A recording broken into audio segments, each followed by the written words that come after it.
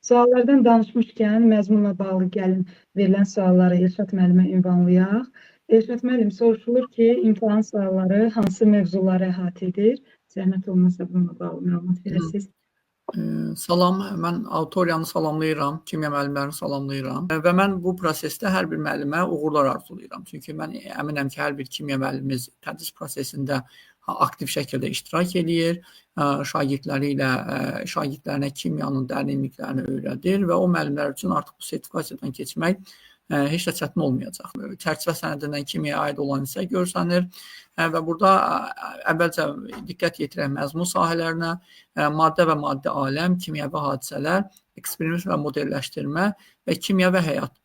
Maddə və maddi aləm məzmun xəttində, çünki biz bilirik ki, kimyanın iki əsas predmeti var, bir maddədir, bir də onların çevrilməsi, yəni kimyəvi reaksiyalardır. Ona görə də sualların əksəriyyəti bu maddə və maddi aləm və kimyəvi hadisələr məzmun sahələrində toplanıbdır. Maddə və maddi aləm məzmun sahələrində tərtib olunan suallar təxminən maddələrin tərkibi, quruluşu, xassələri, onlar əsasında maddələrin formulları əsasında aparılan hesablamalar üzərində qurulur.